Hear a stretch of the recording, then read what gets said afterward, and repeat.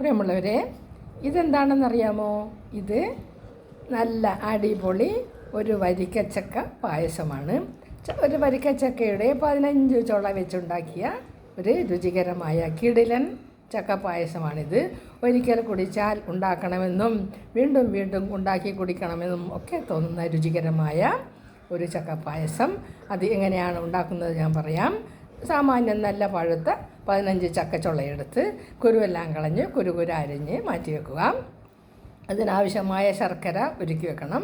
അതിനുശേഷം ഒരു മുറി തേങ്ങയുടെ പാല് 2 പാലായിട്ടെടുക്കണം. ആദ്യത്തെ പാല് മാറ്റി വെച്ച് രണ്ടാമത്തെ പാലിൽ കുറച്ച് അരിമാവും ചേർത്ത് അതെല്ലാം മാറ്റി അങ്ങനെ വെച്ചതിന് ശേഷം ഒരു നല്ല പാത്രത്തിൽ കുറച്ച് അടുപ്പത്ത് വെച്ച് കുറച്ച് നെയ്യൊഴിച്ച് ഈ ചക്കച്ചുള ഇങ്ങനെ വഴറ്റണം. നല്ലതുപോലെ വഴറ്റി വരുമ്പോൾ അതിലേക്ക് 2 ഏലക്കായും 2 ഗ്രാമ്പൂവും കുത്തിയിട്ട് വീണ്ടും അങ്ങനെ കുറച്ചുകൂടി നെയ്യൊഴിച്ച് അങ്ങനെ മൂത്ത് വരുമ്പോൾ ശർക്കരപ്പാനി ഒഴിച്ച് ശർക്കരപ്പാനിയെല്ലാം വറ്റുന്നതുവരെ ചക്കച്ചുളയിൽ ശർക്കരപ്പാനിയെല്ലാം വറ്റി ചേരുന്നതുവരെ നല്ലതുപോലെ ഇളക്കി ചേർത്ത് വെച്ചതിന് ശേഷം നമ്മൾ ആദ്യം മാവ് കലക്കി വെച്ചേക്കുന്ന ആ തേങ്ങാപ്പാലൊഴിച്ച് നല്ലതുപോലെ തിളപ്പിച്ച് ഒന്ന് വറ്റിക്കണം.